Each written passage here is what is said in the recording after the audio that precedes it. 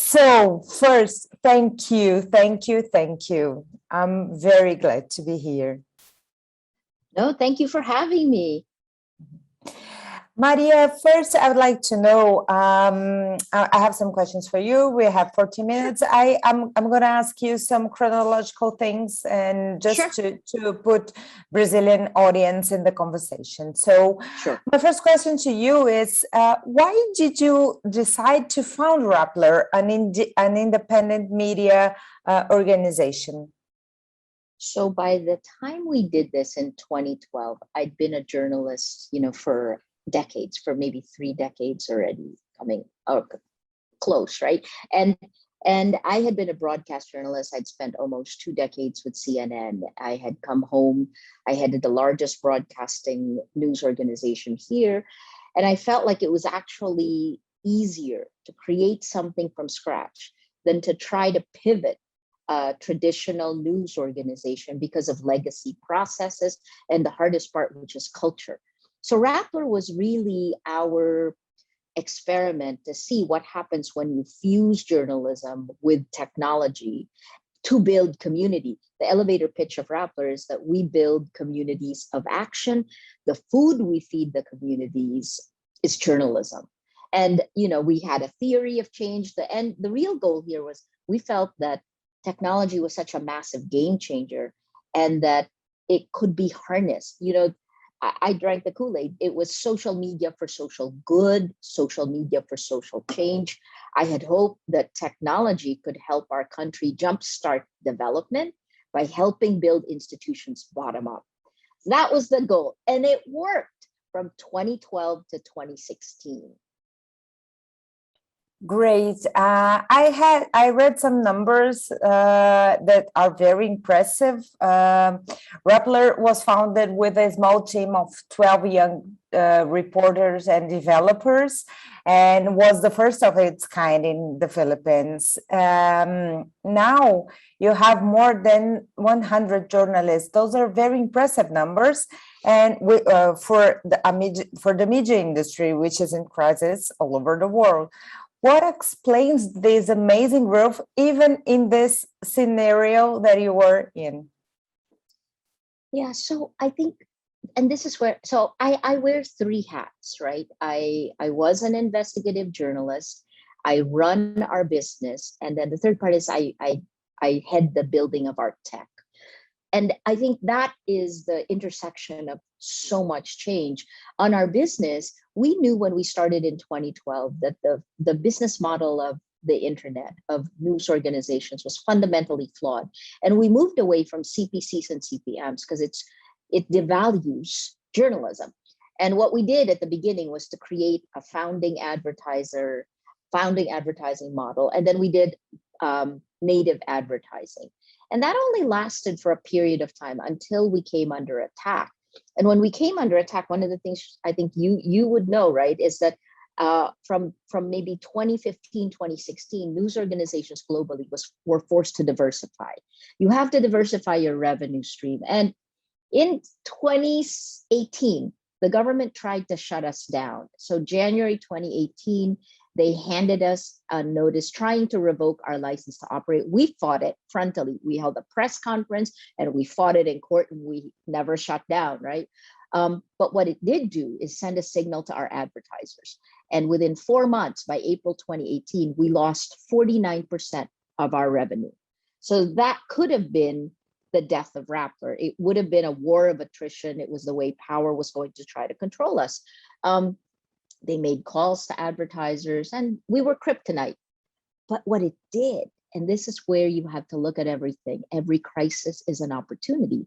What it did is it forced us to think of another sustainable business model. And what we found were the very processes we put in place to understand the disinformation networks, to understand how we were being insidiously manipulated on social media. This is unstructured big data. We had created a methodology and we separated it and productized it. And we realized that it wasn't just news organizations. Every company, every person needed to understand what was happening there. And that became a revenue stream that grew my gosh, I'm going to say 2000% in a little over a year. And that allowed us not only to, last year in the middle of a pandemic, we grew our revenues 50% and we've continued to grow.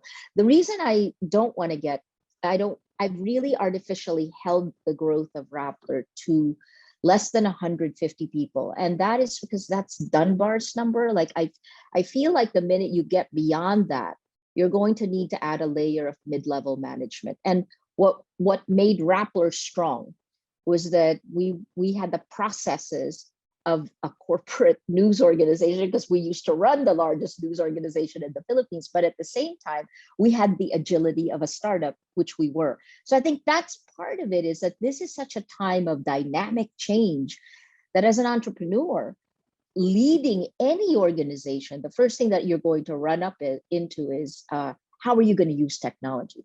How are you going to use the disruption? And how are you going to turn that into a positive rather than a negative? Great, great. If you want to open Rappler in Brazil, please talk to me, okay?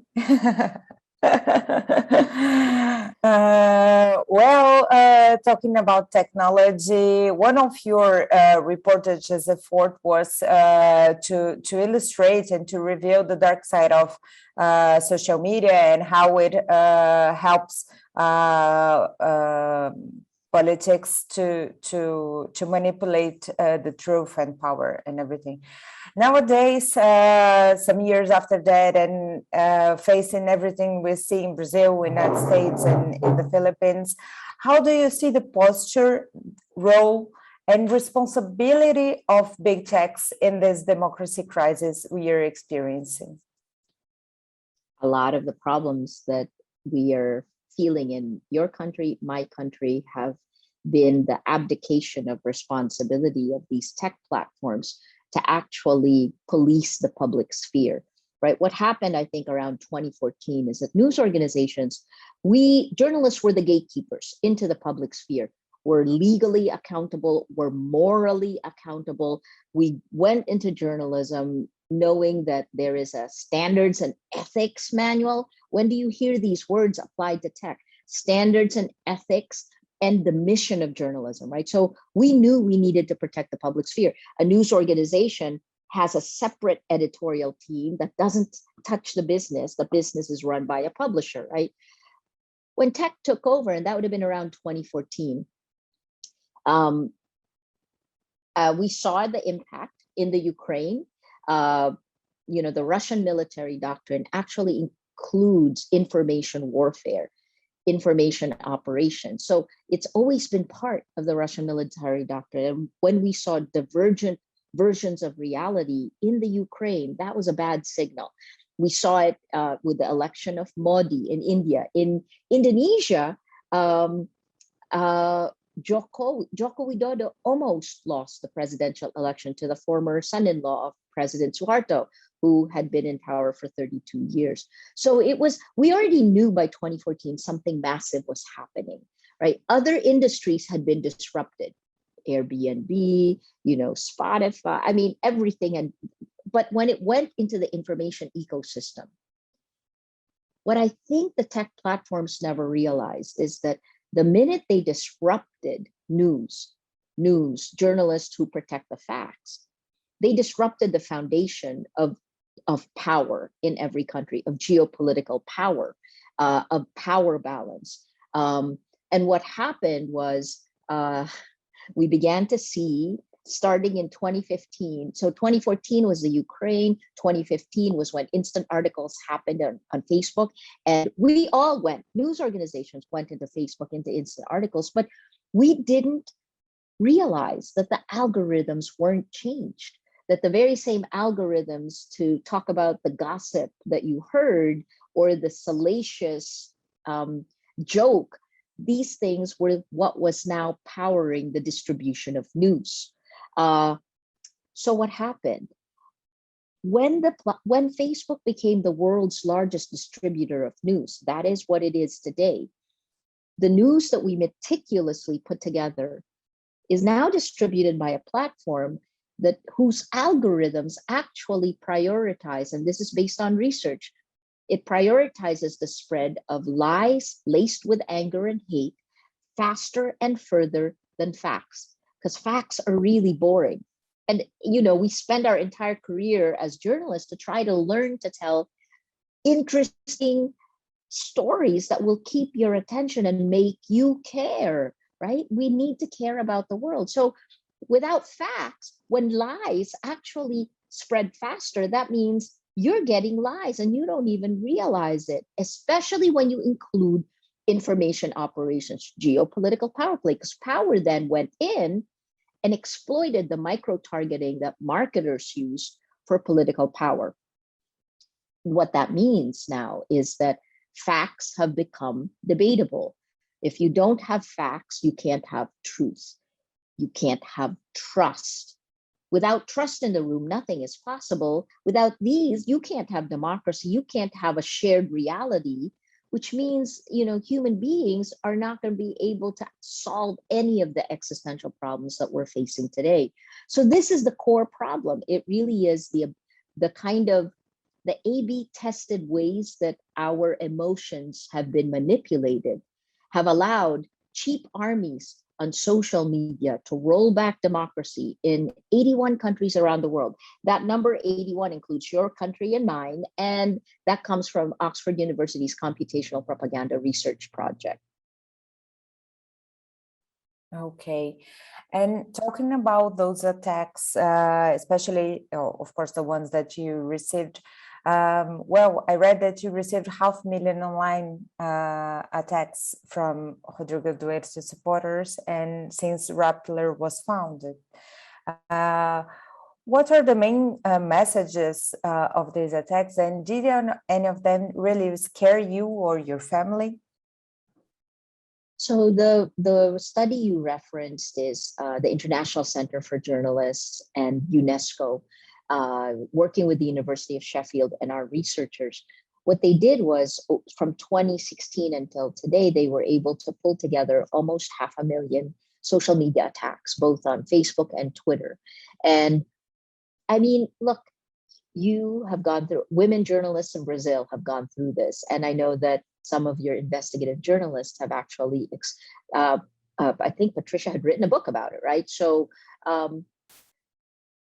60% of the attacks were meant to tear down my credibility. This is my 35th year as a journalist. So there's, they wanted to tear down credibility, which tears down trust.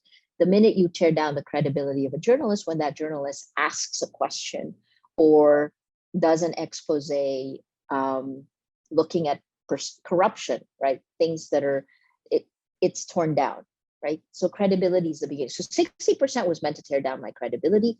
40% was meant to tear down my spirit.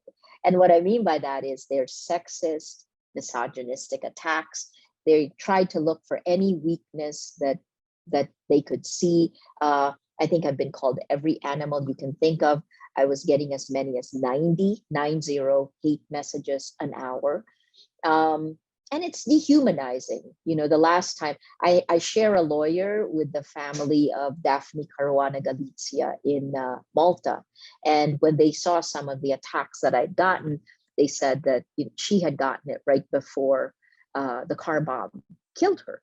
So this is a tactic, especially for women, and it unleashes its online gendered disinformation. It's almost like bringing out the devil in everyone, right? When your leader does it, you get permission to do it.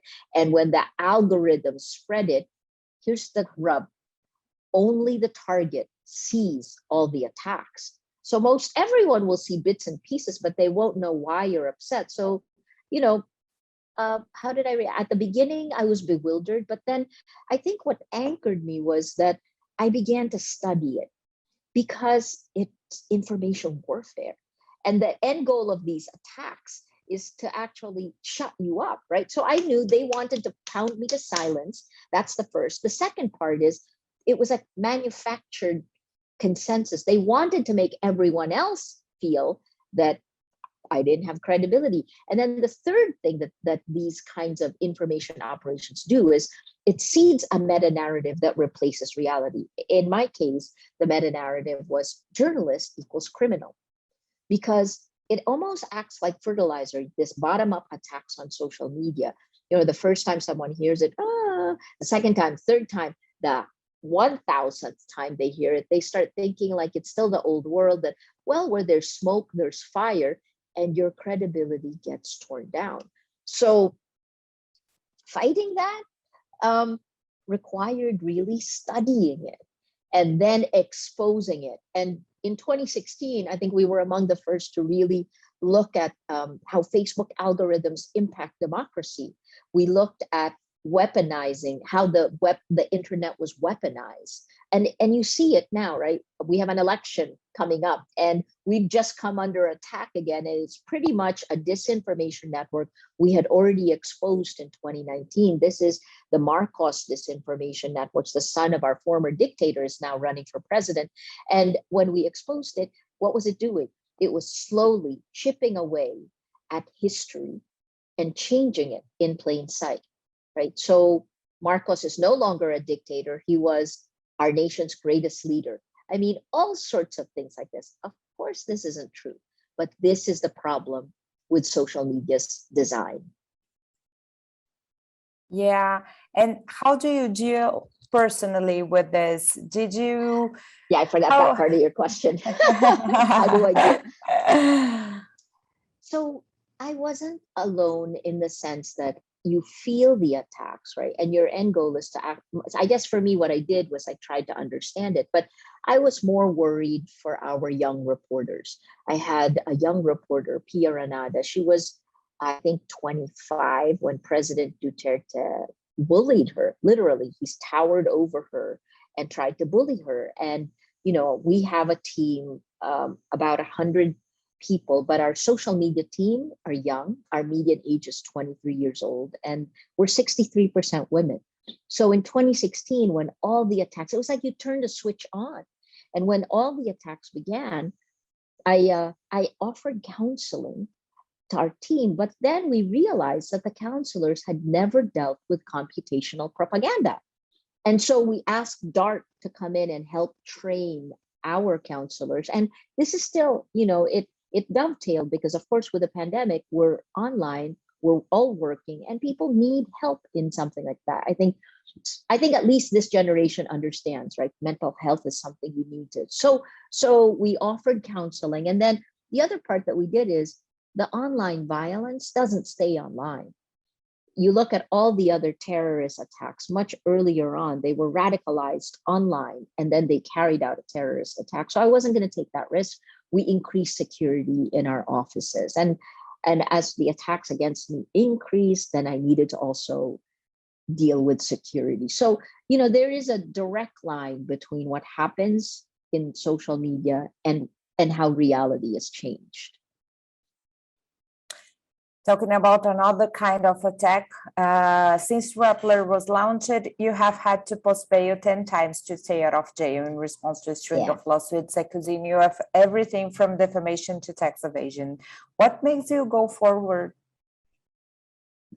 Because these are ridiculous, and I'm going to prove that they're ridiculous, and I will win these cases in court. I just ask that the judges who handle the cases stick to the spirit of the law. But it's very hard in a country where the president has such power, right? And where we have an American-style democracy with 3 branches of government, and where, I think what happened in the Philippines has happened in many countries around the world, where a populist leader is elected and then uses the levers of power to crumble democracy from within.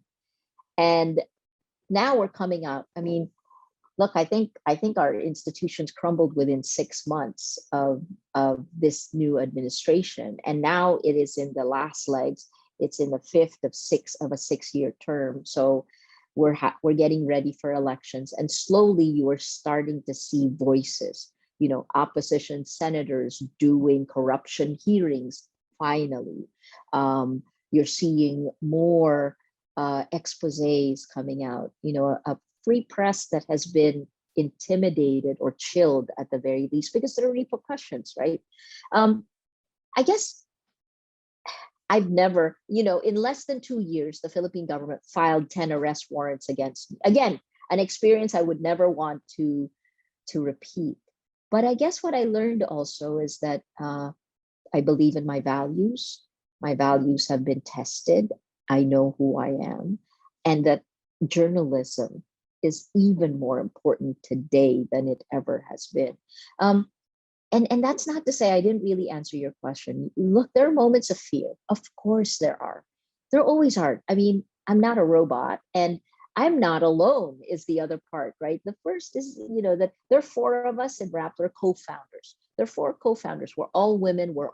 We all came of age. We started as reporters after the People Power Revolt. So, there was this exuberance and the idealism that was there. And I think we're very lucky that we retained the idealism. We have this pact. Only one person of the four of us at a time can be afraid at a time. And then the other three, so we just take turns, it's your turn, or nope, not your turn, stop it, and then the other part is just that there's so much at stake for our country. So I also feel like it's a lesson I learned when I was an immigrant in the United States, when I was 10 years old, which is, you are your own worst enemy. So whatever battles you have, you first conquer it in your mind and in your emotions. So I always say, embrace your fear. Whatever it is you're most afraid of, you imagine it. And then if it happens, what would you do? And then, like, for example, we even did things like practice a shutdown. We drilled it. And at one point in one of the drills, we had a new social media person, and they actually went live on our Facebook page, right? So it was like we had to go in immediately to tell everyone, no, it's only a drill. But I think that's what's necessary in my environment. We each have to assess. And I think this is what the Nobel Committee was pointing out, right? That these are dangerous times to be a journalist. Yeah. Well, Maria, I have a question for, but do you think the Nobel Prize might change something in Rappler's situation in regarding all this process and these issues, or not? Well, I've lost my right to travel in the last year. And so I hope, I'm supposed to go to Harvard for a fellowship in November. If I get to, I'm supposed to go to Oslo in December. I have always come home, maybe it's about a little over a year, the government granted 35 approvals to travel. I've come home, even when I knew that I was going to get arrested as soon as I landed. I don't know, to be honest. I hope so. I mean, certainly the Time Person of the Year helped. I was afraid then because I thought that would make the government attack us more, but it was actually a shield. But look, think about it like this, right? And this, I guess this is the other reason I feel like we're not alone, right? The last time the Nobel Committee gave this prize to a journalist was in 1936. Right before World War II. And the journalist they gave it to languished in a Nazi concentration camp.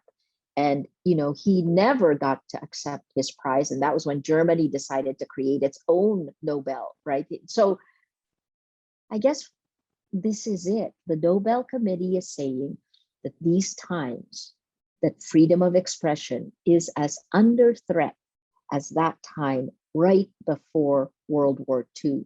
And I always compare, what's happening to our information ecosystem around the world to World War II, right? And I always say that, we have to act today as if an atom bomb has exploded in our information ecosystem, because that's really what's happened.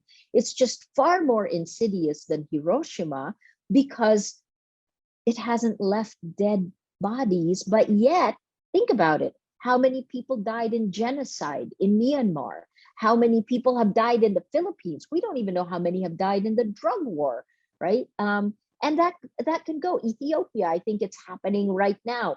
So the violence that is seeded on social media erupts in real world violence. And I think after World War II, the world came together and said, we cannot let humanity be its worst self. So we need to put, we built the United Nations then, and then we came up with the Universal Declaration of Human Rights. We have to, right now, the incentive scheme of our information system encourages the worst of human nature. It's like, I always say there's a devil and an angel, and it's speaking to us and trying to sway our conscience. The angel, because inevitably to do good is a little bit harder than to do evil. I mean, if you let it go, right? And what the social media platforms have done is they have like gagged the angel, and they have given the devil a megaphone to blow into our minds. That needs to stop. We can't be insidiously manipulated, because human resilience, empathy, generosity, all of these things are part of our nature. And they're actually, a pandemic brings that out. And yet, your leader and mine, right, using an us against them to pull apart people, when they should be trying to unite people and giving us strength for the real world problems that we actually need to face.